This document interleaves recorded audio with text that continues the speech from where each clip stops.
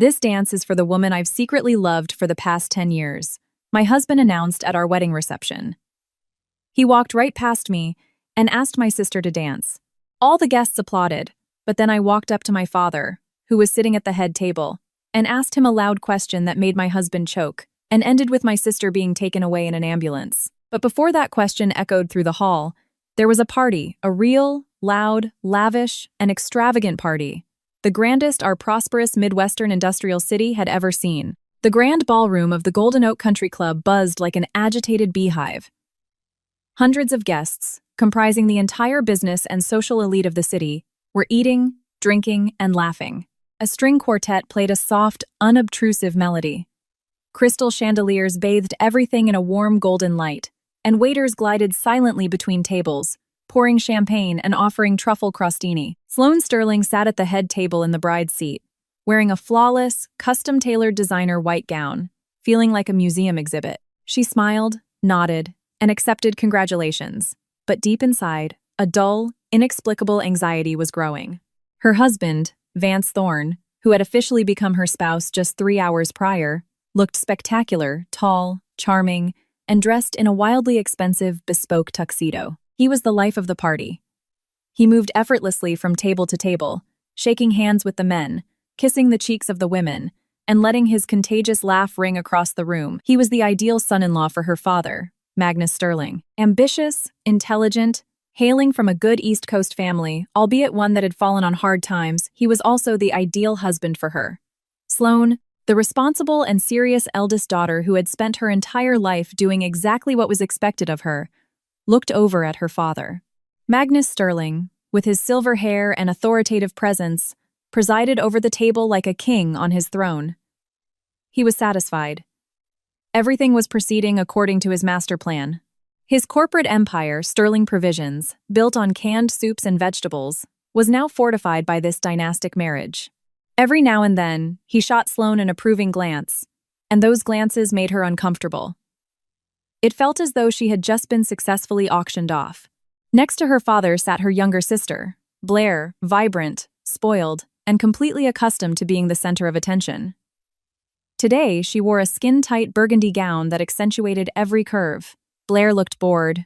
She idly pushed her dessert around with a fork while shooting languid glances at Vance. Sloane was used to those looks. Blair always stared like that at anything that belonged to Sloane. First it was her toys, then her friends, and now her husband. But Vance didn't seem to pay her any mind. At least, not today. The master of ceremonies, flown in specifically from Chicago for the event, announced the groom's toast. Vance walked to the center of the room and took the microphone. The guests fell silent and turned toward him. He swept his gaze over the crowd with a radiant smile. However, that gaze never stopped on Sloane. "Dear friends, beloved family," he began, his velvety voice filling the room. "I am the happiest man in the world. Today, I have joined my life with the Sterling family. A family I have known and respected for 10 years. 10 long years." He paused. And in that pause, there was something theatrical, something forced. A lot has happened over these years, but throughout this entire time, a secret has lived in my heart, a great love. The guests murmured in approval. How romantic. Sloane felt an icy knot form in her throat. She had known Vance for exactly 10 years. He had arrived at the processing plant as a young logistics graduate straight out of an Ivy League school, but she didn't remember any secret love. Their relationship had barely started a year ago. It had progressed rapidly, almost like a corporate merger. Her father had introduced him as a promising young executive, and from then on, the wheels were set in motion. And I believe it is precisely today, on the most important day of my life, that I must finally be honest before all of you and before myself. Vance continued, raising his voice. He looked toward the head table, but not at Sloane. His eyes were locked on Blair. This dance, this first dance of my new life, is for the woman I have secretly loved for the past 10 years. Sloane's heart skipped a beat. What was this? A sick joke? A public humiliation? The band began to play a slow, romantic tune. Vance, still holding the microphone, walked toward the head table. He was coming straight for her. Sloane began to stand. The heavy wedding dress tangled around her legs as she prepared to take her husband's hand. but he walked right past her. He didn't even look at her. He passed less than 3 feet from her chair, leaving behind a trail of expensive cologne and a freezing humiliation, and stopped in front of Blair. Blair bloomed. There wasn't a shadow of surprise on her face, only triumph. She stood up gracefully, extended her hand, and Vance led her to the center of the dance floor. Sloane's world shrank to a single point, her husband dancing with her sister. And then the worst part happened. The guests began to applaud first timidly, then with increasing enthusiasm. They hadn't understood a thing. They thought it was a beautiful gesture, a quirky family tradition. How sweet. What a surprise. How tender. A dance with the bride's sister. She could hear it all around her. The applause sounded like a funeral march for her life. Sitting there, under that golden light and dressed in white, Sloane felt herself shattering into pieces. She saw her father's smiling face. He was clapping too, approving of this farce. She saw Vance's back. She saw the expression of absolute bliss on Blair's face. Sloane was just an extra at this party, a purely functional piece, a smokescreen for something much bigger. She wanted to scream, to run, to collapse in tears in front of hundreds of people. But instead, something clicked inside her. Something cold, hard, and sharp as ice. She remembered a conversation with her father 2 months earlier. His stern words, his ultimatum, "You will marry Thorne. It is not up for discussion. He needs to be part of the family. He has a debt that could sink him and us along with him if it comes to light the wrong way. You are the collateral. You are the cement in this deal." At the time, she hadn't argued. She had always been the obedient daughter, but now, everything had changed. The deal was closed. She had fulfilled her part, and they had simply discarded her. The tears dried before they even formed. Very slowly, she set her champagne flute on the table. She picked up another full glass and stood up. The ringing in her ears drowned out the music and the applause. She saw only one target, her father. She began to walk toward him. Every step cost her an enormous amount of effort, as if she were wading through deep water. The voluminous dress caught on the legs of the chairs. The guests stepped aside, watching in surprise as the bride abandoned her seat. The music kept playing. Vance and Blair kept dancing, completely oblivious. Sloane reached the head table and stopped in front of her father. He stopped clapping. He looked at her with cold irritation, as if to say, "What do you want now?" "Don't make a scene." Sloane took a deep breath, filled her lungs with air, and asked the question. She didn't yell. She spoke clearly, firmly, loud enough for everyone to hear in the sudden silence that fell over the room when the band awkwardly stopped playing mid-note. "Dad," her voice rang out, steady and icy. "Since Vance just confessed his love for Blair, does that mean you're forgiving the $25 million debt you forced me to marry him for?" Time stopped. The applause ceased instantly. Someone dropped a fork. The sound of silver hitting fine china was deafening. An absolute, deathly silence gripped the ballroom. Every eye was locked on her father, and on the couple frozen in the middle of the dance floor. Vance choked. He coughed so hard he doubled over. The champagne he had swallowed before the toast went down the wrong pipe. His face turned bright red. Blair pulled away from him. Her eyes were wide with sheer terror. She looked at Sloane, then at her father, then at the guests, hundreds of people who a minute ago were admiring her and who were now piercing her with their stares. It wasn't just the revelation of infidelity. It was the revelation that she was part of a dirty financial transaction. Her face turned as white as the tablecloth. She began to hyperventilate, her chest rising and falling in spasms. She tried to speak, and suddenly her legs gave out. She collapsed onto the floor like a cut flower. Panic erupted in the ballroom. Someone screamed. Guests leaped from their seats. Her father stood up so violently he knocked his chair over. "A doctor! Call 911 right now!" he bellowed as he sprinted toward Blair. Vance, still hacking, went after her too. Chaos broke loose. People were running in every direction, pulling out their iPhones. Someone was trying to revive Blair. Sloane remained exactly where she was, holding the untouched glass of champagne in her hands. She watched the disaster unfold, and inside, there was no satisfaction, no joy, not even a sense of vengeance, just emptiness. 10 minutes later, the EMTs arrived. With speed and professionalism, they loaded Blair onto a stretcher. She was unconscious. As they wheeled her past Sloane, one of the medics shot her a fleeting glare of reproach, as if it were all her fault. They rolled the stretcher out of the ballroom. Vance ran out after them. In that moment, Sloane looked at her father. She expected anything, a scream, an accusation, maybe even a slap, but still, she searched his eyes for a microscopic sign of support. She was still his daughter. Magnus slowly straightened up. He turned toward her. His face was purple with rage. He stepped so close he almost touched her. His eyes were pure ice. He grabbed her arm just above the elbow, his fingers digging into her skin like claws. "You stupid little bitch," he whispered in a voice so low no one else could hear. His tone vibrated with pure hatred. "You didn't expose him. You just destroyed this family." He shoved her away roughly. He turned on his heel and, without a second glance, walked briskly toward the exit to follow the ambulance. Sloane was left alone in the middle of a ruined party, wearing a snow-white wedding dress that now felt like a burial shroud. The guests watched her with reproach, fear, and a morbid curiosity. She was the center of attention, yet never in her life had she felt so isolated. Her family had just handed down her sentence. Sloane was entirely on her own. The guests, trapped in an unbearable awkwardness, began to leave in a hurry. They walked out, actively avoiding eye contact with her. The ballroom of the Golden Oak Club, which 10 minutes earlier was overflowing with music and laughter, emptied at breakneck speed. The waitstaff silently cleared the practically untouched plates. The party was dead. Sloane set the glass down on a table. Her hands weren't shaking. Inside, everything had been reduced to ash. Only a cold, scorched echo remained. She had to do something, go somewhere. After the formal reception, the closest family and intimate friends always gathered in a private VIP lounge to continue celebrating. She was family, or at least she had thought she was until tonight. Gathering the heavy layers of her gown, which now felt entirely alien to her, she walked toward a discreet door at the end of the hall. The security guard, Silas, whom she had known for years, blocked her path. He couldn't look her in the eye.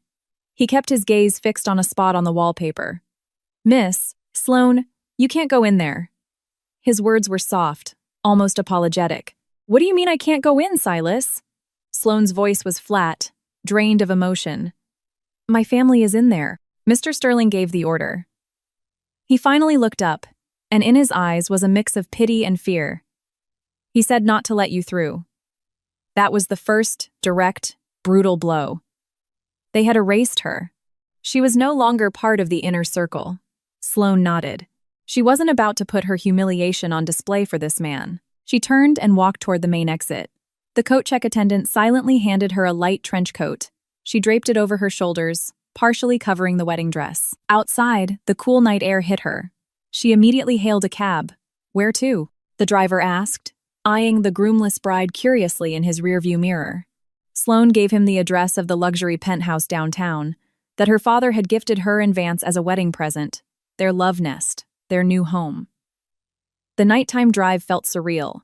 Lit storefronts, lone pedestrians, traffic lights glowing in the dark. It all seemed to belong to someone else's movie. The cab pulled up to a modern high-rise. The doorman opened the door with a polite smile. She took the elevator to the top floor, walked to penthouse 77, and tapped her keycard against the smart lock. A red light blinked. Access denied. She tried again. Useless. She rattled the handle. Locked. They had revoked her access. In the time it took her to get there, her father's fixers had already contacted the building management. So fast. So ruthless. She leaned her forehead against the cold metal door. Inside were her things, her clothes, her books, a piece of her life from which she had just been evicted. Then her phone vibrated in the pocket of her trench coat. She pulled it out. One word lit up the screen. "Dad." She answered immediately. "Tell me where you are." Her father's voice was glacial, professional, utterly devoid of emotion. "Outside the door of my apartment. The apartment you can no longer enter. It is no longer your apartment, nor is your job." Sloane stayed silent. "As of tomorrow morning, you are terminated from Sterling Provisions," he continued. Every word fell like a hammer strike, for inappropriate public conduct that has damaged the reputation of the company and the family. He took a brief pause. "Your bank accounts have been frozen. They were linked to corporate accounts anyway, so don't even think about trying to withdraw a single red cent. Another pause. That is all. Do not call this number again. The line went dead. Absolute exile. No job, no money, no home. She slid slowly down the wall of the empty hallway until she was sitting on the floor. The wedding dress pooled around her like a white cloud. She had to call someone. There had to be someone left. She scrolled through her contacts and found Harlan, her father's oldest business partner. He had known her since she was a little girl. He always called her Sloanie. He answered on the third ring. Hi, Harlan. It's Sloan. A heavy silence fell on the other end. Sloan, I am extremely busy right now, he said rapidly. I can't talk. And he hung up without listening to her, without asking what happened. The first tear slid down her cheek. She wiped it away with the back of her hand. She couldn't fall apart. She dialed another number. Deirdre, her late mother's best friend, the woman who hugged her at every charity gala and always told her how much she looked like Genevieve. Yes, Sloanie, her voice sounded alarmed. Apparently the rumors were already tearing through the city. Deirdre, good evening. There's an emergency. I don't have anywhere to sleep tonight. Could I? The call cut off abruptly. Sloan stared at the screen. Call ended. She dialed again. The number you are trying to reach is unavailable. She had been blocked. And then she understood. Her entire world, so stable, so predictable, had vanished in barely an hour. She was a pariah, a toxic asset that everyone was rushing to liquidate. She stood up. She had to leave. But where to? Then an image surfaced in her memory. An old, ivy-covered brick Tudor house on the outskirts of the city. The house her father had forbidden her from visiting her entire life. The home of her Aunt Elowen, Magnus's older sister. The woman he hadn't spoken to in 20 years. She is poison to this family. Forget she exists. That's what he had told Sloan when she was just a teenager. And now, that supposed poison was her only hope. She stepped out onto the street. It had started to rain. A fine, cold, miserable drizzle. The dampness immediately soaked through the thin fabric of the trench coat and the dress. She started walking. She had no money for another cab, and begging for a free ride was beneath her pride. She crossed the city. Her wildly expensive gown slowly turned into a heavy, filthy rag. Her heels clicked against the wet pavement. The few pedestrians still out stepped aside, staring in shock at the bizarre bride walking alone in the rain. Smeared mascara left dark tracks down her cheeks. An hour later, she arrived at an old but sturdy brick house sitting at the back of an overgrown lot. There was a light on in one window. She climbed the porch steps and knocked on the heavy oak door. It was opened by a tall, slender woman. She had silver hair pulled back into a tight bun. Elowen looked a lot like her father, the same sharp features, but her eyes observed the world differently, not with authority, but with a piercing clarity that seemed to see right through people. She looked at Sloan, her soaked dress, her ruined makeup, and neither surprise nor pity registered on her face. I've been waiting for years for one of Magnus's children to finally figure out the truth, she said in a firm, calm voice. Come in. You're gonna catch pneumonia. Inside, the house was simple but cozy. It smelled of dried herbs and old books. Elowen handed her a large, fluffy towel and an old fleece robe. While Sloan changed in the bathroom, her aunt brewed tea. Afterward, they sat in the kitchen. Sloan silently sipped the hot, sweet tea, trying to get her body heat back. So, he kicked you out of his life. It wasn't a question, it was a statement. Elowen watched her with those cold, clear eyes. Sloan nodded. He said, I destroyed the family over Vance's debt. Elowen let out a bitter smile. Poor, naive girl. Do you really think any of this is about Vance? Sloan looked up. Who else? Dad said Thorne owed $25 million. Elowen let out a short, humorless laugh. $25 million. Sloan stared at her. What? How? Very simple. Elowen continued without an ounce of pity. For the past few years, your sister has been living a double life. While you were killing yourself at the plant managing quality control, she was constantly flying back and forth to New York. Luxury suites. Michelin star restaurants.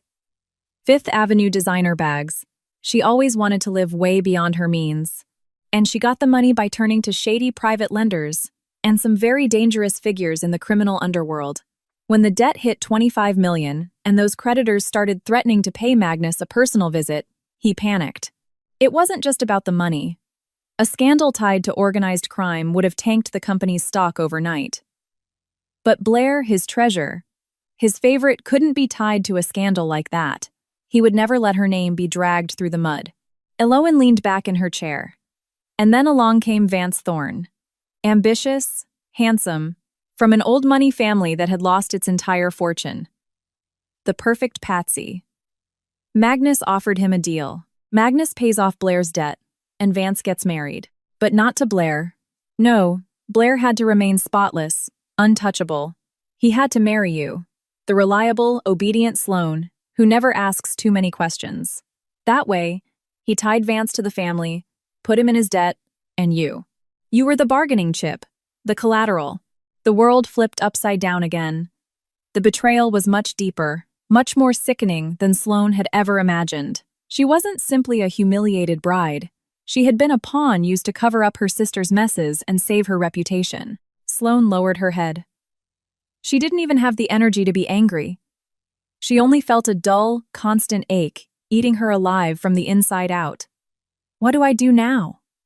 she whispered. Elowen stayed silent.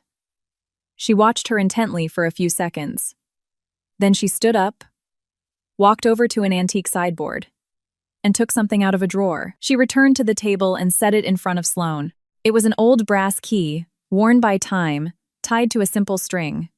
For starters, stop thinking like a victim. Your mother was no fool, Sloane. She knew exactly what kind of people your father and your sister were, and she left you tools. Sloane stared at the heavy key on the table. Tools.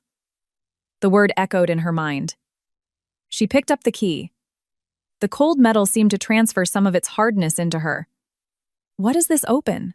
A small studio apartment in the historic Gaslight District, Elowen replied as she gathered the mugs. Your mother bought it long before she died, completely behind Magnus's back. She called it her sanctuary, a place where she could breathe and think without your father's constant surveillance. He never found out about it. After she passed away, I kept paying the property taxes so the city wouldn't seize it. I knew that someday you might need it. Sloane spent the night at her aunt's house in a small guest room. She didn't sleep. She lay there staring at the ceiling, reliving the events of the last 24 hours over and over. The humiliation, the exile, the betrayal, and now this secret her mother had left for her. In the morning, Elowen gave her some cash and simple clothes, dark jeans and a gray sweater that had belonged to her own daughter. When she took off the robe and put on those clothes, Sloane felt for the first time in hours that she was a person again. The wedding dress, wrinkled and filthy, sat in a corner. It looked like a shapeless mound of trash. I wrote down the address, Elowen said when they said goodbye. Go, Sloane, and remember something. Your mother was the strongest person I ever knew. Much stronger than your father. She had to take the city bus. She sat by the window watching the city roll, by a city that no longer belonged to her. There was the diner where she and her dad used to eat pancakes when she was a kid. There was the movie theater where Vance took her on their first date. And there was the massive gray complex of Sterling Provisions, where she had worked for the last 15 years. It all felt like a montage from someone else's life. The building in the Gaslight District turned out to be a completely ordinary 5-story walk-up built in the 60s. The paint was peeling. There was no doorman, no elegant lobby. Sloane climbed the creaky stairs to the 3rd floor. She found door number 24. Her heart was pounding. She slid the old key into the lock. It turned with a loud, rusty screech. The door opened, and Sloane stepped into the past. The studio was small, but impeccably clean. The air was thick and stale, smelling of dust and the passage of time. There was simple furniture, a sleeper sofa, a wardrobe, a desk by the window, and a small kitchenette hidden behind a curtain. Everything was perfectly arranged, coated in a fine layer of dust, as if the owner had just stepped out for a moment and was about to return. On one wall hung a calendar. The last date marked was 10 years ago. The day her mother died. Sloane slowly walked around the room, running her fingers over the surface of the desk. What was she looking for? What tools had her mother left? She opened the wardrobe, finding a few simple dresses, her mother's old wool winter coat, and some neatly stacked books. Nothing out of the ordinary. Her gaze returned to the desk. It was empty, save for an antique brass reading lamp. She opened the drawers. The top two were unlocked. Inside were paper, pens, paper clips, all perfectly organized, as if they belonged to someone who deeply appreciated order. But the bottom drawer was locked. She pulled out the key Elowen had given her. It didn't fit. She tried wiggling it. Nothing. Disappointment choked her throat. Maybe this all meant nothing. She sat at the desk and looked around. Then her eyes locked onto the calendar again. 10 years. She walked over, brushed against the yellowed paper, and suddenly noticed something odd. Right behind the calendar, there was a slight indentation in the wallpaper, as if someone had hidden something there. Carefully, she peeled back a corner. Taped to the wall was a tiny brass key. Her hands shook slightly. She inserted the tiny key into the lock of the bottom drawer. Click. She opened it. Inside was only one thing, a thick, green-bound accounting ledger. Sloane pulled it out and set it on the desk. It wasn't a diary. On the first page, in her mother's neat, meticulous handwriting, it read, Discrepancy Log, Plant 2. She began turning the pages, and with every single one, a chill ran down her spine. It was a detailed, meticulous record of all production anomalies that had occurred during the last 2 years of her mother's life. Dates, lot numbers, product names, and 2 columns. Official reason for right, often actual destination of goods. Entry. March 15. Product. Premium clam chowder. Lot #80. 8,000 cans declared a loss. Official reason. Seal integrity failure during transport. Actual destination. Sold via independent distributor. Cash payment delivered to M. Sterling. Entry. April 29. Product. Organic black beans. Lot #512. 1,000 cases written off. Official reason. Production defect. Fails to meet FDA sodium guidelines. Actual destination. Donated to Regional Food Bank for major corporate tax deduction. Declared value at full retail price. And it went on like that. Page after page. Dozens of records, hundreds of thousands of units. Products that officially were listed as defective, damaged, or unusable, but which were actually being sold on the gray market for untraceable cash or used in fake charitable donations to score massive tax write-offs. There was an entire shadow empire operating parallel to the official company. Her father had spent years stealing from his own company and defrauding the IRS. And she, as the director of quality control, hadn't seen a thing, or maybe she hadn't wanted to see it. She had blindly trusted the paperwork he put in front of her. Sloane closed the ledger. There was the tool. It wasn't just evidence, it was a weapon, but she didn't know how to use it. These records were just numbers. She needed someone who could confirm how massive shipments of inventory could quietly vanish without anyone asking questions. Someone on the inside. And then she remembered Silas. Silas, the warehouse manager, a serious, reserved man who had worked at the plant since before she was born. He was the only one who dared argue with her father during meetings. That was why Magnus hated him and constantly threatened to fire him, but never actually did. No one knew the inner workings of those warehouses better than Silas. And most importantly, Silas deeply respected her mother. He used to tell Sloane, "Your mother was a woman with a conscience. Very rare in this business." She found his number in her contacts and called.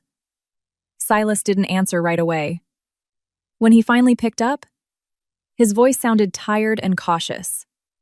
"Mr. Sterling's office?" "Silas, it's Sloane. Sloane Sterling." He stayed silent for a few seconds. "I heard what happened. I'm sorry. I need your help," she said quickly.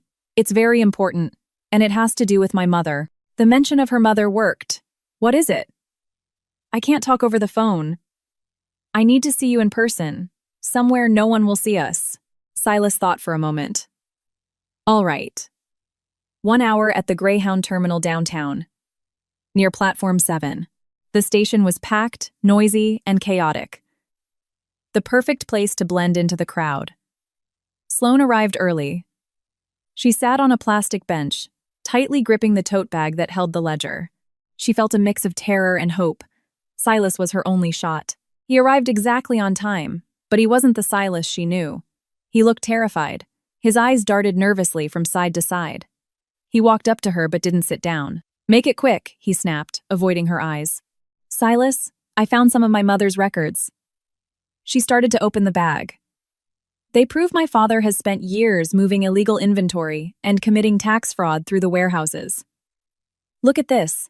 She tried to pull out the ledger, but Silas backed away as if she were radioactive. "No.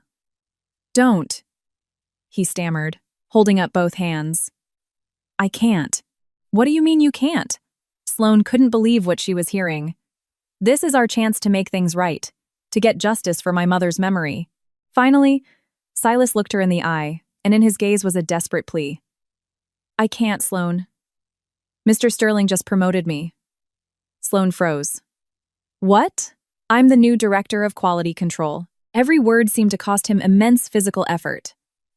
"They gave me your old job, with triple the salary. My wife is sick. I have grandkids going to college. I can't do it. I'm sorry." He turned and walked away without looking back, quickly disappearing into the crowd of passengers rushing to catch their buses. Sloane remained seated on that hard plastic bench, completely alone amid the noise and hustle of strangers' lives. Her last hope had just abandoned her, plunging her into a crushing isolation. Buses arrived and departed. People rushed by. Everyone seemed to have a destination, an urgency, a life. She sat completely still, hugging the bag that held her treasure. A treasure that now seemed useless. Silas's betrayal hurt more than her own father's. She didn't expect anything from Magnus. He was the enemy. But Silas was the last link to her past, to her mother's memory, to the idea that decent people still existed. And that link had just been severed, bought off for 30 pieces of silver. Her old job. She didn't know how long she sat there. She snapped out of it when a transit cop stopped next to her. The young officer looked at her sympathetically. "Ma'am, are you all right? You've been sitting here for over 2 hours." "I'm fine." Sloane's voice sounded hollow as she stood up. "I was just waiting. I'm leaving now." The trip back to Aunt Elowen's house felt endless. Her legs felt like lead. Her mind was a thick fog. She returned to the old Tudor house like a beaten dog. Elowen met her at the door. She didn't ask a single question. It was all written on Sloane's face. She led her silently to the kitchen and poured her another cup of tea. Sloane told her everything. Silas's terrified eyes, his promotion, his refusal. She expected her aunt to be devastated, to tell her to give up. But Elowen simply pressed her lips into a hard line. "I figured as much." Her voice was heavy with cold fury. It's his favorite move. Magnus doesn't just punish his enemies. He buys his friends. He finds a person's weak spot, a sick wife, a mortgage, the fear of poverty, and he presses exactly there until they break. Silas isn't a traitor, Sloane. He's just another one of your father's victims. So what do I do now? Desperation soaked every word. Without someone on the inside, this ledger is just old paper. Elowen stood up, walked to the window, and crossed her arms behind her back. "If you can't go through the front door, then find a window." She turned back to her. "There's someone else in this city who hates your father as much as you do, maybe even more." "Who?" "His name is Callahan Hayes," Elowen said slowly. "He used to be the best investigative journalist in the state. Brilliant, relentless, wasn't afraid of anyone. 5 years ago, he started looking into one of Magnus's municipal contracts to supply food to the public schools. He got too close to the truth. What did my dad do to him? He didn't threaten him or bribe him. That would have been too simple." Elowen smiled bitterly. "Magnus set it up to look like Cal was taking bribes to publish hit pieces, fake witnesses, doctored recordings, fabricated evidence. Cal was fired in the middle of a massive scandal. The editor of the paper, who also happened to be his best friend, publicly disowned him. Everyone turned their backs on him. Magnus didn't just destroy his career. He destroyed his name, his reputation, dragged him through the mud." Sloane listened intently. For the first time, she felt a tiny spark of hope return. "Where can I find him?" "I'm afraid he's not doing so well these days. Last I heard, he was churning out cheap SEO content for a marketing mill called Creative Spark Media. They operate out of a basement in a dying strip mall. Finding Creative Spark Media was easy. A faded plastic sign hung over a steep stairwell leading down into a basement. Sloane descended. She was immediately hit by a foul mix of stale coffee, cheap vape juice, and something sour she couldn't quite identify. In a cramped room overflowing with papers, a man in his 40s sat in front of two monitors. He looked exhausted. He had deep bags under his eyes and unkempt stubble. Next to him was a half-empty mug of black coffee. "Can I help you?" he asked without taking his eyes off the screen. "We're running a special on car wash slogans today. I'm looking for Callahan Hayes." "You found him." He finally looked away from the monitor. His eyes looked tired and deeply cynical. "To what do I owe a visit from high society to my little crypt?" Sloane walked over and set her mother's ledger on his desk. "My name is Sloane Sterling. I need your help." Upon hearing the last name, Cal let out a laugh. "Sterling, the daughter of the great Magnus Sterling. Family drama." "Sorry, not interested. I don't dig through people's dirty laundry anymore, especially not the Sterlings. I learned that lesson the hard way." He deliberately turned back to his keyboard. "I know what my father did to you," Sloane insisted. "And I have proof that he spent years stealing from his own company and defrauding the IRS." Cal looked back at her. For a split second, interest flashed in his eyes, but he quickly hid it. "Proof?" He let out a disbelieving scoff. Still, he opened the book. He flipped through it lazily. Nice handwriting. Numbers, dates, and what does this prove? That Daddy shaved a little off his taxes? White-collar tax evasion. Half the executives in this city do the exact same thing. In a courtroom, he'll say this is a forgery cooked up by a spurned daughter looking for revenge. No DA in this state will touch Magnus Sterling with this. He slid the book back toward her. "Go home.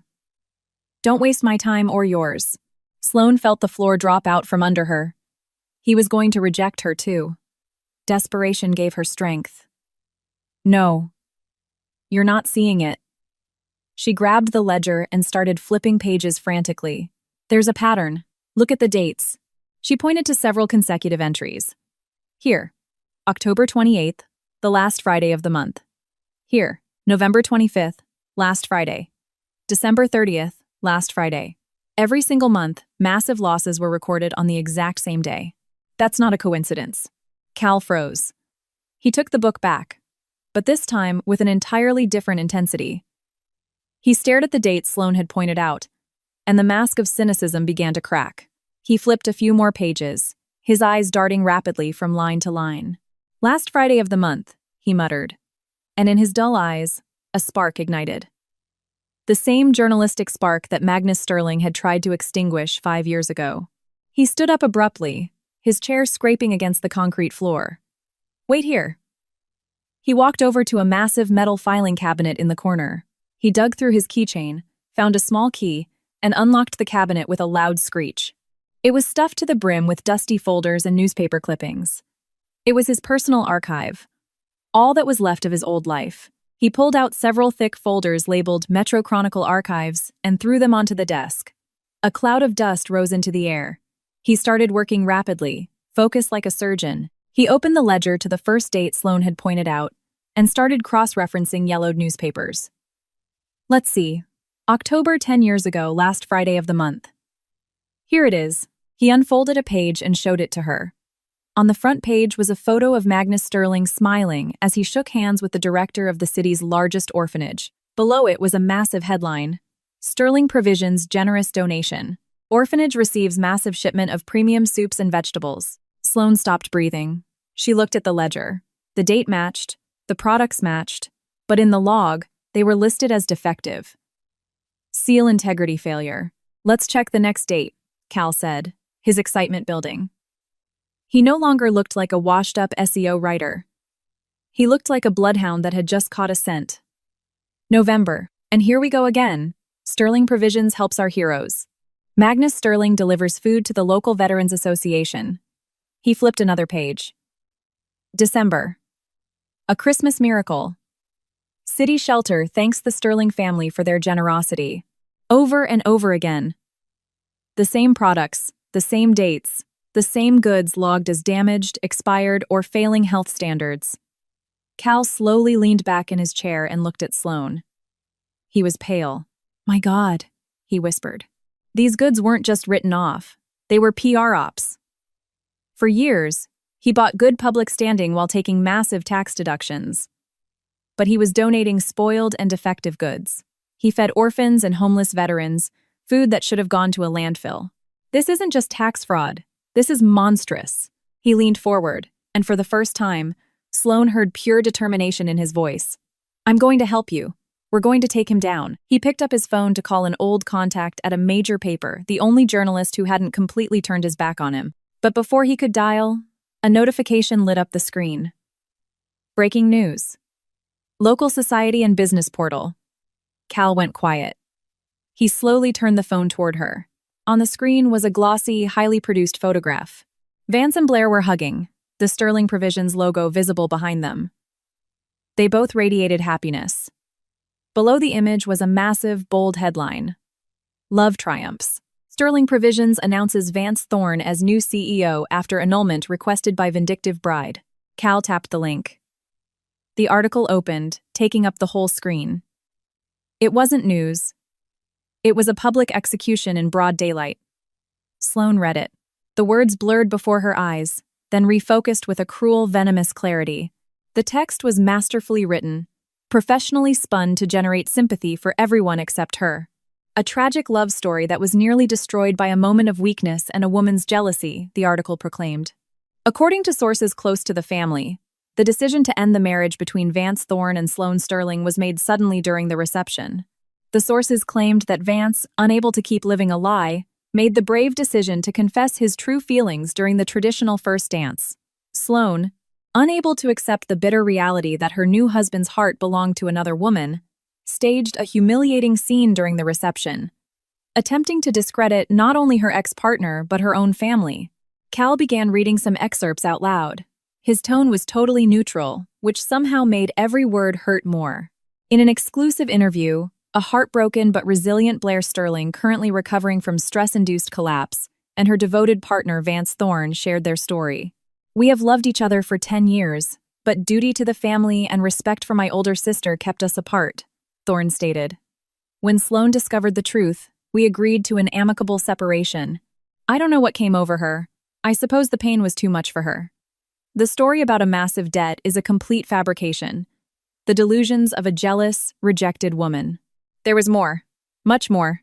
The article cited anonymous sources close to the family, who claimed that Sloan had always been difficult, introverted, closed off, and deeply envious of her more charismatic and outgoing younger sister. The question she had asked her father publicly was framed as a carefully orchestrated act of revenge to sabotage the family business out of pure spite. They aren't just defending themselves, Cal said, setting the phone on the desk. His expression was grim. They're going on the offensive. They are controlling the narrative. You are the bitter, vindictive spinster. And they spun this whole story in a single night. Fast, professional. Your father didn't waste a second. Sloan stayed silent. She felt like she was being slowly buried under tons of concrete. She hadn't just been exiled. She was being erased, replaced by a grotesque caricature. She was no longer the victim of a betrayal. To the entire city, she was the villain. She went back to Elowen's house, utterly devastated. Her aunt had already read the article online. She simply shook her head. It's his usual playbook. First you destroy someone's reputation, then you can do whatever you want to them. The whole city is already talking about you, Sloan. And Sloan saw the proof the next day. She had to go out to buy painkillers for a severe tension migraine. She threw on an old jacket borrowed from Elowen, pulled the hood up, and walked down the street. A woman named Tamsin was walking toward her. Tamsin was an old neighbor from the exclusive gated community where Sloan had grown up. She had always been sweet, always smiling, always asking how work was going. When she saw Sloan, Tamsin froze. Her face twisted into a mask of horror. She pretended not to have seen her, jaywalking hurriedly across the street. She was nearly hit by a car. She literally ran away from her. Inside the pharmacy, a similar thing happened. The young cashier, who barely a week ago had excitedly asked her about her wedding dress, rang her up with a stone-faced expression. She didn't say a single word and practically threw Sloan's change on the counter. The stares followed her everywhere. From the windows of houses, from passing cars. People whispered behind her back. Some phrases drifted clearly to her ears. That's the Sterling girl. She's crazy. How could she betray her own father? She wasn't just an exile. She was a leper in her own city. The social pressure was so intense it physically crushed her chest. It was hard to breathe. That same night, she returned to Cal's basement. "The ledger is solid," he said, pacing nervously around the office. "But it's not enough anymore. They've poisoned the well. If we drop these records now, Magnus's PR team will say it's just part of your revenge plot. They'll say you forged your mother's handwriting to take down your dad and sister. We need something else. Something that proves this wasn't just tax fraud. We need proof that Blair and Vance were in on it, that they knew exactly what was going on." Sloane sat in a rickety chair. She was staring blankly at the monitor, where the glossy promo photo of the happy couple was still open, Vance and Blair. Her eyes mechanically scanned the image, the clothes, the perfect hair, the flawless smiles, and then they stopped. Something was sparkling on Blair's neck. She squinted. Cal immediately noticed the tension in her face. "What is it?" "Zoom in on the photo." Her voice was barely a whisper. Cal clicked the mouse a few times. The image enlarged. Now Blair's neck and chest took up the entire screen. She was wearing a necklace, a delicate gold chain, with 3 large blue stones, surrounded by tiny diamonds. Sapphires. Sloane froze. A glacial chill crawled from her stomach up into her throat. She knew that necklace. Every curve, every detail. She had seen it hundreds of times inside the velvet jewelry box her mother kept on her vanity. That's impossible. It wasn't rage she felt. It was something worse. A cold, sticky terror. She stood up so fast the chair crashed to the floor. "I have to go." Cal watched her, confused. "What's going on?" But Sloane was already sprinting for the exit. She ran through the dark streets, barely breathing. Only one thought hammered in her mind. The necklace. She burst into Elowen's house like a hurricane. Her aunt was reading in an armchair. She looked up in surprise. "Aunt Elowen?" Sloane panted. "Mom's necklace. Her favorite one. Do you remember it?" Elowen put the book down. "Of course I remember it." Her voice grew slow, cautious. It was an antique French piece. Cyan sapphires. Our grandmother used to call them the Midnight Stars. "Why?" "Blair is wearing it." Elowen froze. "What did you say?" "She's wearing it." In the PR photo, they blasted all over the internet. Elowen's face hardened. She stood up slowly. "Show me." With trembling hands, Sloane pulled up the article on her phone and handed it over. Elowen brought the screen close to her face. For long seconds, she stared at the image without saying a word. When she lowered the phone, she was pale. "Yes, that's it. There is no doubt." But how? Where did she get it? Magnus would never have allowed her to touch Genevieve's things. Never. He didn't allow it. Elowen's voice sounded strangely certain. Terribly certain. Because he didn't know where it was either. Sloane looked at her, uncomprehending. "That necklace, Sloane," Elowen continued, staring intently into her eyes, "was your mother's most prized possession. It vanished from her jewelry box the exact same day she died." Sloane's legs gave out. She leaned heavily against the kitchen table. She couldn't catch her breath. "The exact same day," Elowen continued. 10 years ago to the day. The same day Vance Thorne first set foot in your father's factory. And the same day, according to him, his secret love for Blair began. The words hung suspended in the air. The day of the death. The day Vance arrived. The day this supposed love began. 3 dots. One single, dark, sickening line. This wasn't just a simple betrayal or a humiliation anymore. It was a sick web of lies they had been weaving for years. Their love wasn't a secret. It was a pact, a conspiracy, and it had started with a theft. They hadn't just stolen a necklace. They had stolen a dying woman's last valuable possession, and they had built their entire relationship on that act. Sloane slowly straightened up. Her mind was clearer than ever. The pain was gone. In its place was only a cold, echoing fury. "I have to go back there." She was staring into space. Go where? Elowen asked. To the apartment. The sanctuary. There has to be something else. Mom wouldn't have just left the ledger. The ledger is business. But this is personal. Elowen nodded silently. She understood perfectly. Without another word, Sloane caught the bus back to the other side of the city. But this time, she didn't look at the passing scenery. She was looking inward, trying to piece together the scattered fragments of her memories from that day 10 years ago. She remembered it vaguely. She was 25. She was working at the plant when her father called to tell her that her mother was having severe palpitations. Then came the second call. She had died. The official cause was a massive heart attack. It all happened so fast. She remembered her father's confused face. She remembered Blair crying on her shoulder. She barely knew Vance then. Back then, he was just a new hire in logistics. No one suspected a thing. She stood once again in front of door number 24. She inserted the old key. She stepped into the same stale air, the same frozen silence. But now she was looking at everything with different eyes. She wasn't looking for evidence anymore. She was looking for a message.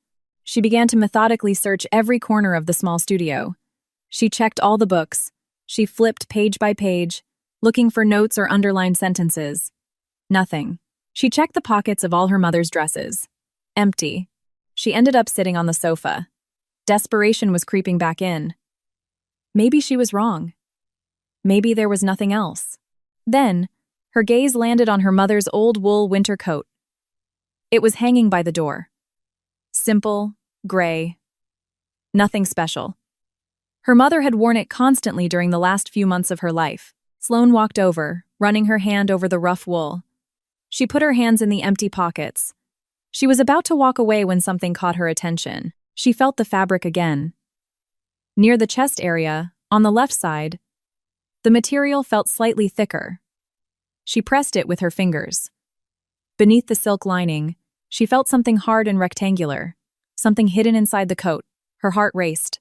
She ran to the kitchenette, grabbed a steak knife, and with extreme care, began to slice open a seam in the lining. The silk parted. Something fell to the floor. It was a small, bulging notebook, with worn leather covers. A diary. Sloane picked it up. Her hands were shaking so badly she could barely hold it. She sat down at the desk and opened the notebook to the first page. Her mother's handwriting was the same neat, precise script found in the ledger. But here, the strokes were different, more erratic, more emotional. It was a diary of her final months, and it revealed the horrific truth that Sloane was only just beginning to grasp. August 15. Magnus flew into a rage again. Blair's credit card bills from New York arrived today. He was screaming that she was going to ruin him, but really, he's furious with himself because he's incapable of telling her no. He will do anything to save his little princess's reputation. Sloane turned the page, and then another. Every line was a punch to the gut. September 5. I think Magnus found a solution. He took us to dinner at the country club with that new logistics guy, Vance Thorne. A slimy type. He couldn't take his eyes off Blair, and Blair played with him the way a cat plays with a mouse. The whole dinner, Magnus didn't stop praising Sloane, talking about how responsible and smart she is, what a wonderful wife she would make. Now I see his plan. He wants to sell off one daughter to save the other. My God, the shame. Sloane felt nauseous. She flipped to the next entry. September 22. Today I overheard a conversation between Magnus and Blair in the home office. I thought they were arguing about her debts. But it was much worse. Blair was laughing. Dad, it's brilliant. Why destroy the expired products when we can donate them? We get the tax write-offs, and we look like philanthropists. It was her idea. Hers. My own daughter figured out a way to feed orphans expired food so she could keep buying designer bags. I walked in and told them it was monstrous. Magnus ordered me to stay out of his business. Blair just looked at me and laughed in my face. She said I didn't understand how modern business works. Sloane closed her eyes. It was hard to breathe. So it wasn't just her father's scheme. It was a partnership. The father and the golden child. She forced herself to keep reading. She was getting close to the final date. The last entries were shorter, more frantic, more desperate. October 10. I can't take this anymore. I can't keep living in the same house as these people. I tried talking to Magnus again. He told me that if I breathed a word of this to anyone, he'd have me committed to a psychiatric hospital. He said my heart was failing, and my mind was too. October 13. Today I found my sapphire necklace in Blair's jewelry box, the Midnight Stars. She just took it. When I asked her why, she said, "I need it more than you do. Vance likes expensive things." In that moment, I realized there is no line she won't cross. And then came the final entry. The one written on the day of her death. The handwriting was jagged, rushed, shaky. October 15. It's over. I can't stay silent anymore. I am going to stop this. This morning I told Blair that if she doesn't tell her father the whole truth tonight and put an end to this donation scam, I am going to the FBI. I showed her copies of some pages from my ledger. She should have been horrified. She should have begged for forgiveness. But she was too calm. Too calm. She just said, "All right, Mom. Let's talk tonight. I'll come by after work. She will be here soon." Below those lines was one final sentence. Just one. "She's coming. I don't know why, but I'm afraid." The diary ended there. Sloane sat perfectly still, staring at those last words. So that was what happened. Her mother gave them an ultimatum, and they responded. Her heart attack no longer looked like a natural tragedy. She was about to close the diary when she saw something tucked inside a small, sewn-in pocket on the back cover. She pulled it out carefully. It was a yellowed piece of paper, folded into quarters. She unfolded it. It was a pharmacy receipt. At the top was the logo of a local pharmacy. The date was 2 days prior to her mother's death. The receipt listed several medications, and on the first line was the name of the powerful heart medication her mother needed to stay alive. At the bottom, written hastily in her mother's handwriting, was a note. "Blair offered to pick up my new prescription and bring me the pills. She says it's no trouble at all." Below that was another line. "I don't know why, but I'm afraid." Sloane stared at the receipt.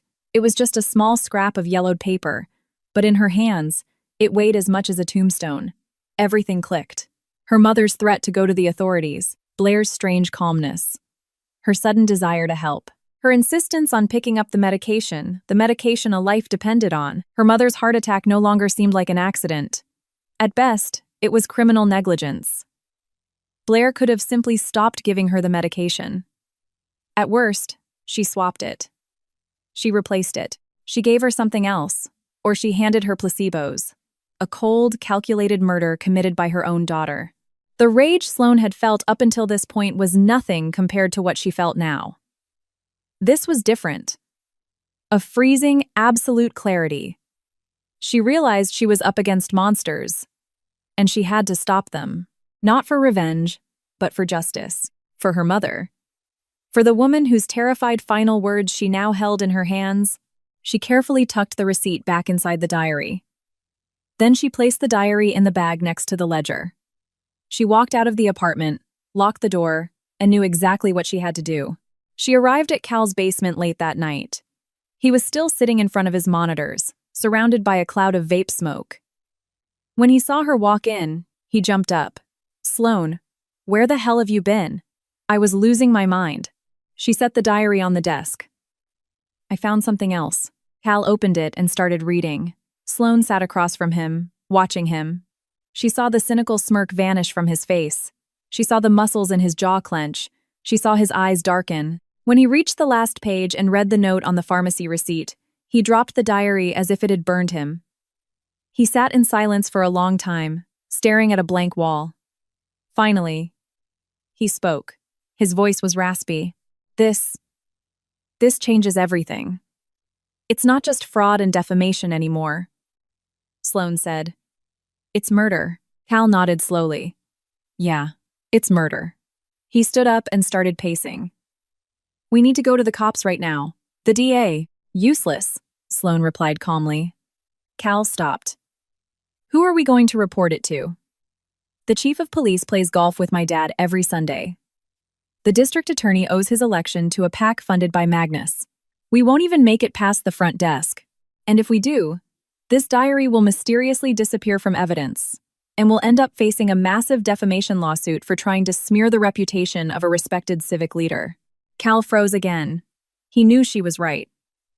In this city, Magnus Sterling practically was the law. So what do we do? Frustration bled into his voice. We need them to confess. What? A public confession? It's the only way. Cal looked at her like she had lost her mind. Confess? Sloan, these people will never confess to anything. They would kill again to protect themselves. Then we corner them. A cold, ruthless expression settled on her face, an expression Cal had never seen before. We have to create a situation where staying silent is more terrifying to them than telling the truth. They spent the next week carefully building the trap. And her father, Blair and Vance, completely oblivious, handed them the perfect weapon. Billboards and local news portals were plastered with ads for the social event of the year, the annual Founders' Day Gala. And the guest of honor would be Magnus Sterling. As part of a massive PR blitz designed to scrub the family's image clean after the wedding scandal, Magnus was making a major power play. Not only was he the primary sponsor of the event, but he was also receiving the City Legacy Award for his contribution to the local economy and his unwavering commitment to family values. During his acceptance speech, he planned to officially announce Vance Thorne as his successor and the new CEO of Sterling Provisions. It was going to be his coronation, his ultimate victory. That's our stage, Cal said, pointing at a digital ad. We couldn't ask for a better one. The entire city elite will be there. The press, the mayor, everyone. If we're going to strike, we do it there. And how do we get them to talk? Sloan asked. We terrify them. We make them think we know absolutely everything, that we're willing to burn the whole thing down. We need them to panic. And a panicked person always makes mistakes. Sloan knew exactly where to start. She knew the weakest link in the chain. Silas. The next day, she waited for him outside the factory. She knew that after work, he always cut through a municipal park to get to his car. She simply stepped out from behind a large oak tree right in front of him. Silas went pale. He tried to walk around her, but she blocked his path. Don't be afraid, Silas.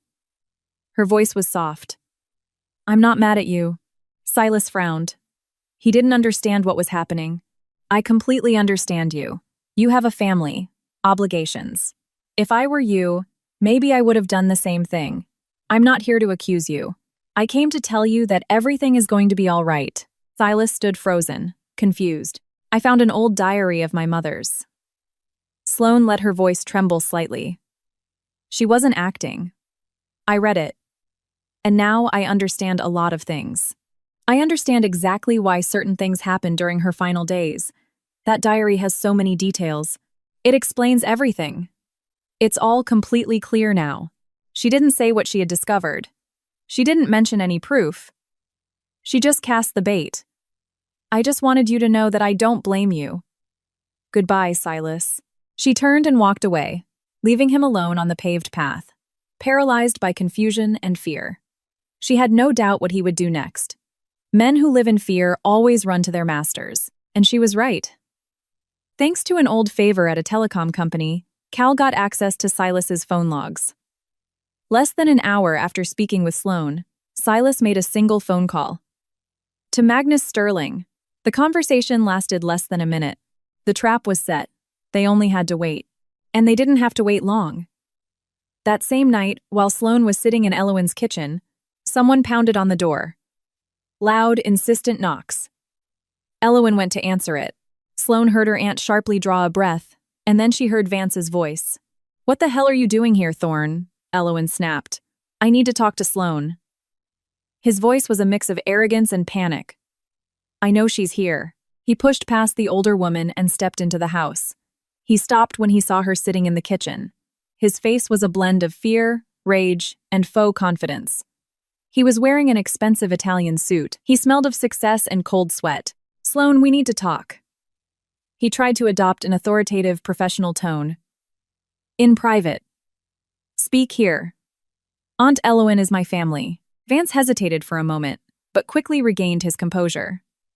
He walked over to the table and set a sleek leather briefcase down. He popped the latches. Inside were stacks of $100 bills. There's $100,000 here. Cash. Unmarked. If it's not enough, tell me how much you want. Name your price, Sloane. Sloane stared at the money in silence, then slowly looked up at him. The price for what? Vance let out a harsh sigh. For the diary. Your mother's diary. Let's end this circus right now. You take the money, you leave the state, you start a new life.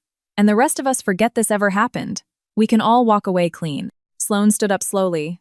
She looked at his terrified face. The briefcase. The stacks of money. His trembling hands. They were terrified. They believed she knew everything, and they had come to negotiate. She looked him dead in the eye. Get out! Her voice was low, sharp as a razor. Vance blinked. Sloane, I said, get out of this house. He stared at her, uncomprehending. Don't be stupid. This is your only way out. Think about it. I said, get out.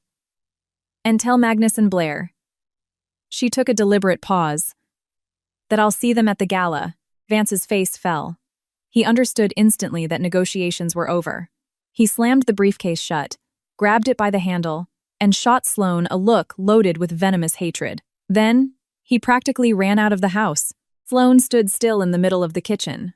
The trap was armed, and they, blinded by panic, were walking straight into it. The days leading up to the gala dragged by in a silent, agonizing tension. Sloane and Cal went over every detail. Cal had reached out to an old friend, Desmond, an investigative reporter for a major out-of-state paper, the only major publication Magnus Sterling had absolutely no influence over. Desmond, hungry for an exclusive that could make his career, agreed to attend posing as just another guest. Elowen, leveraging her status as a member of one of the city's founding families, easily secured 3 VIP invitations. One for herself, one for Sloane, and one for her out-of-town guest, Mr. Hayes. Everything was ready. And finally, the night arrived. The grand ballroom of the Grand Sovereign Hotel was spectacular. Giant crystal chandeliers bounced light off the polished parquet floor. A live orchestra was playing. Waiters in immaculate white gloves served champagne and caviar canapés. The air vibrated with hundreds of conversations, laughter, and the clinking of glasses. The entire elite was there. The mayor, city councilmen, bank executives, industrial magnates, and their wives dripping in diamonds and haute couture. It was a parade of high society hypocrisy, and Sloane, walking in on Aunt Elowen's arm, felt like she had just stepped into a snake pit. She wore a simple, long black gown, sober, severe, without a single piece of jewelry. It was the total opposite of the bride she had been, and a stark contrast to the ostentatious glitz of the other women. Beside her, Elowen, wearing a classic velvet suit, looked like an exiled queen. At the entrance, 2 security guards moved toward them. It was obvious they had received specific instructions. Excuse me, Miss Sterling, one of them started, holding up a hand. But Elowen didn't even break her stride. She shot him a glare so cold it would have frozen boiling water. She is my +1, young man. Or do you have explicit orders to deny entry to a member of a founding family during the Founders' Day Gala? The guard instantly shrank back. He recognized Elowen Sterling. Arguing with her in front of the mayor's table would be career suicide. He stepped aside in silence. They walked in. Cal and Desmond were already there, seated at a discreet table in the back of the room with a perfect view of the main stage. Cal caught Sloane's eye and gave her a subtle nod. The center of attention was, of course, her family. Magnus, flawless in his tuxedo, was surrounded by the mayor and the most powerful figures in the city. He accepted congratulations, smiled, soaked up the flattery.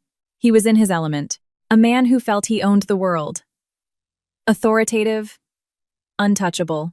Vance stood slightly behind him, perfectly playing the role of the obedient heir. And Blair. Blair was the star of the night. She wore a stunning gold dress dripping in beadwork, her hair pinned up in an elaborate updo. And resting on her collarbones sparkled the sapphire necklace. She was laughing louder than anyone. She was drinking glass after glass of champagne. But in her eyes, Sloane detected something a feverish, nervous, desperate gleam. And then the 3 of them saw her. Magnus, Vance, and Blair. Magnus's smile froze for a fraction of a second. Vance tensed up. And Blair. Blair shot her a look loaded with hatred and barely concealed terror. The ceremony began. The MC spent several minutes listing Magnus's achievements, his philanthropic contributions, his gifts to the city. Then the mayor took the stage and, to a deafening ovation, handed him a heavy crystal trophy, the City Legacy Award. Magnus stepped up to the microphone. The room fell silent. Dear friends. His voice was pitch perfect, controlled, confident. It is a profound honor to stand before you tonight. But this award does not belong solely to me. It belongs to my entire family. A family for whom concepts like honesty, integrity, and civic responsibility have always been our foundational principles. These are the values I inherited from my parents, and the values I have passed down to my children. At that moment, Sloane started walking. Slowly, she walked straight across the room, weaving through the tables, heading right for the stage. People parted to let her through. Whispers swelled around her. The orchestra stopped playing. Every eye turned to her. On stage, Magnus faltered. He saw her approaching, and for a second, a homicidal fury flashed in his eyes. But he was a professional. He pretended not to see her. He tried to continue his speech. Blair was not a professional. When she saw Sloane advancing on them like an executioner, she panicked. The alcohol, the fear, it all took over. She stepped down from the VIP riser and intercepted her at the edge of the stage. Her beautiful face was twisted into an ugly sneer. What the hell are you doing here? Her voice was a venomous hiss. Do you really think you can ruin this? Tonight is ours. Vance is mine, the company is mine. She was so close, Sloane could smell the expensive champagne on her breath. But Sloane didn't look away. She stared at her with a terrifying, almost pitying calmness. Then she slowly lowered her gaze to the sapphires sparkling on her chest. Was the necklace yours too? She asked in a low, crystalline voice. Or did you just grab it off Mom's vanity after you swapped her pills? Time stopped. All the blood drained from Blair's face. First she turned white, then gray. Her eyes bulged, locked onto Sloane. The breath caught in her throat. The applause that had just started at the end of Magnus's speech died instantly. Everyone in the front rows could see that something horrific was happening. Blair slowly turned her head toward the stage. Her father had stopped speaking and was glaring at her with absolute, furious rage. She looked to him for salvation. Her face morphed into a desperate, childlike expression. Dad. The cry echoed across the ballroom. Her voice cracked into a hysterical shriek. Dad, tell them she's lying. Tell everyone. Magnus Sterling stood frozen under the spotlights. His reputation, his triumph, his supposed family values, it was all collapsing in real time in front of the whole city. He looked at his hysterical, terrified daughter, and he made a decision. He leaned into the microphone. His voice echoed cold, dead, and terribly loud. Security, please escort my daughter out of the hall. She is unwell. Blair froze. She stared at her father, unable to comprehend what she had just heard. He hadn't defended her. He hadn't saved her. He had just publicly disowned her in front of the city's elite. He was sacrificing her like a broken toy to save himself. That? I'm not unwell. Her voice was barely a whisper. And in that whisper was a terrifying revelation. She looked at her father, then at Sloane, then back at her father. Her lips started to tremble. It was you. You did this. The words were aimed at Magnus. They weren't shouted. But in the dead silence of the room, they cut through the air like a blade. The security guards who were already moving toward her hesitated. They didn't know what to do. Magnus stood petrified. The man who minutes ago radiated victory now looked as though he were covered in ash. Blair started backing away, as if fleeing a fire. She stumbled on her heels. She took several steps back from the stage toward the massive main lobby. Then she turned and ran. Her designer gown tangled around her legs. She was fleeing from her father, from Sloane, and from the hundreds of people staring at her in morbid fascination. Then, the spell broke. Everyone started moving. Magnus reacted. He practically jumped off the stage. He couldn't let her keep talking. He couldn't let her say another word in front of the press. He ran after her. Vance, as pale as a corpse, realized the golden future he had envisioned had just evaporated, and he bolted after Magnus. Sloane followed calmly, unhurried. She knew this wasn't over yet. This was the climax, and she had to play her part to the end. Behind her came Cal and Desmond. Both were holding up their smartphones. The little red recording lights glowed in the dim light. They were predators who had just smelled blood. They burst into the massive marble lobby. The echo of footsteps bounced off the high, vaulted ceilings. Behind them, a crowd of guests spilled out, but they kept their distance, forming a sort of human amphitheater. No one wanted to miss the finale. Blair ran until she slammed into a massive marble pillar. She stopped there, gasping for air, cornered. Magnus, Vance, and Sloan formed a semicircle around her. "Stop this hysterics immediately, Blair." Magnus stepped forward to grab her arm. "Do you have any idea what you are doing?" "Me?" She swatted his hand away violently. "Me? You just threw me to the wolves in front of the whole city." She whipped her head towards Sloan. Her eyes were wild, filled with fear and pure hatred. "You can't prove anything," she screamed. "Nothing. You have nothing but your sick, jealous delusions." Sloan took a single step forward. In silence, she didn't raise her voice. She simply opened her small black clutch and pulled out two objects, the old leather diary and the yellowed pharmacy receipt. She didn't open them or show their contents. She just held them up. A silent, irrefutable death sentence. "I don't need to, Blair." Sloane's voice was soft. "You just confessed." The look on your face just told everyone exactly what they needed to know. Vance saw the diary. He recognized it instantly. He had seen that exact notebook in Sloane's hands the night he tried to buy her silence.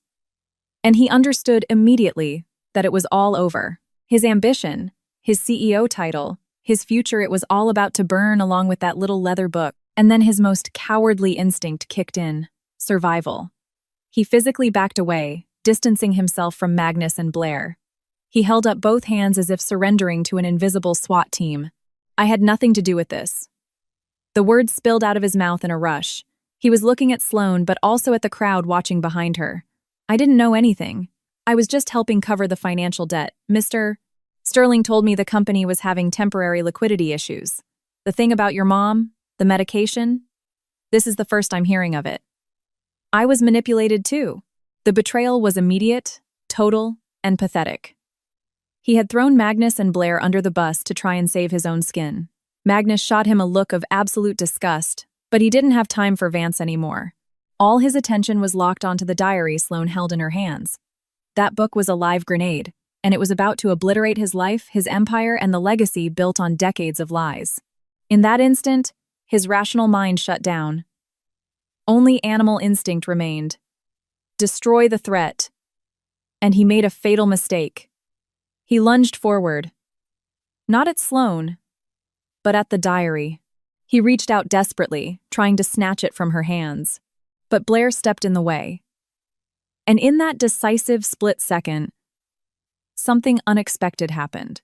For the first time, she saw her father not as a powerful, untouchable patriarch, but as a terrified, pathetic old man, a man who had just abandoned her, and who was now trying to snatch a book out of his other daughter's hands like a common thief. And she realized the truth. They had all betrayed her, and her only chance of surviving was to drag down the man who was drowning her.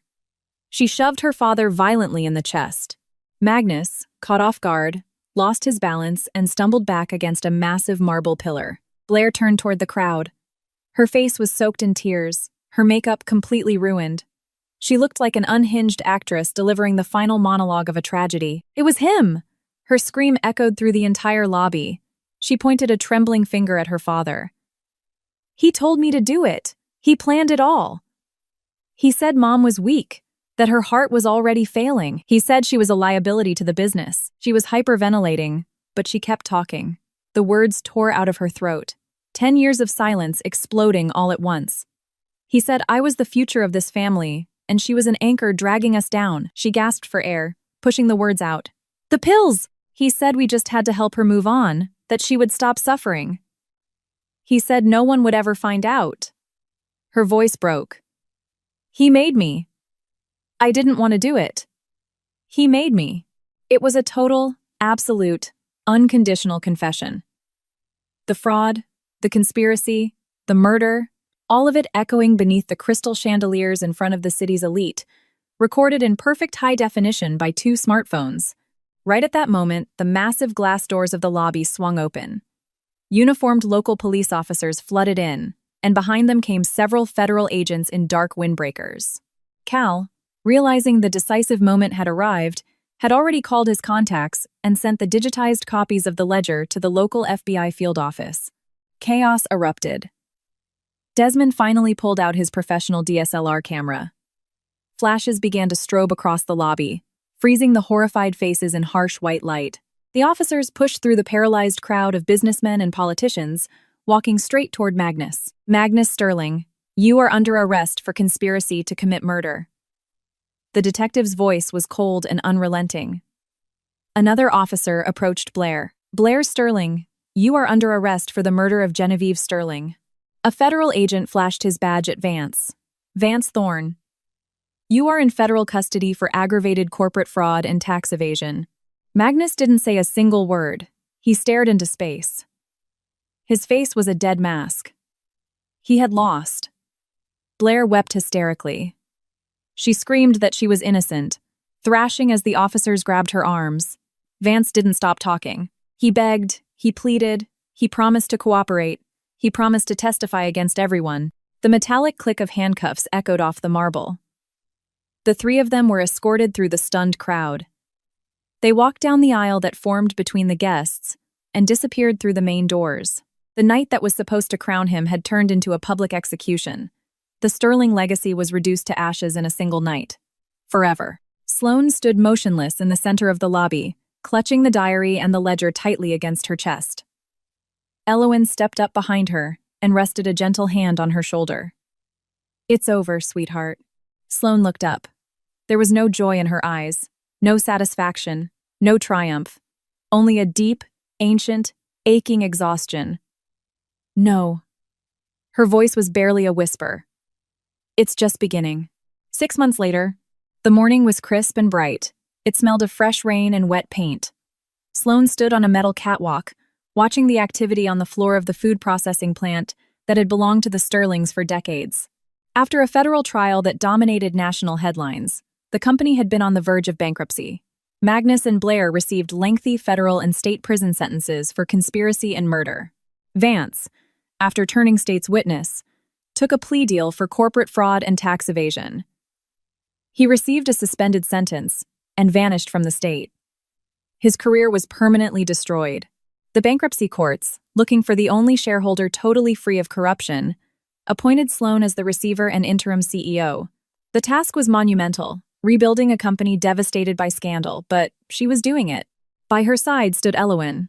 She was now her chief advisor, her right hand, her true family. The new production line goes live in 10 minutes, Elowen noted, watching the workers in white coats moving across the floor. Everyone is eager to get back to doing real work. Sloane smiled. So am I. She had sold the small apartment in the Gaslight District. That place, heavy with the painful memories of her mother, needed to become something good. With the money from the sale and a large portion of what was left of her personal trust, she created a charity, the Genevieve Sterling Foundation. The foundation's first mission had been to completely renovate the downtown orphanage, the exact same orphanage her father had used for years as a dumping ground for defective products. Now, the foundation guaranteed a constant, free supply of the highest quality, fresh fruits, vegetables, and meals. Her victory wasn't in revenge. It was in justice. Sloane looked up at the massive corporate logo on the main wall. The giant metal letters that once read Sterling Provisions were gone. In their place was a new sign. Clean, simple, honest. Genevieve's Harvest. Down on the floor, a loud horn sounded. The massive conveyor belts began to roll slowly. The first packages of a brand new product line moved forward, gleaming under the factory lights. Products made with honesty, without lies, without corruption. Sloane took a deep breath of the crisp morning air. The war was over, her life was beginning again, and for the first time in many years, she was ready to live it.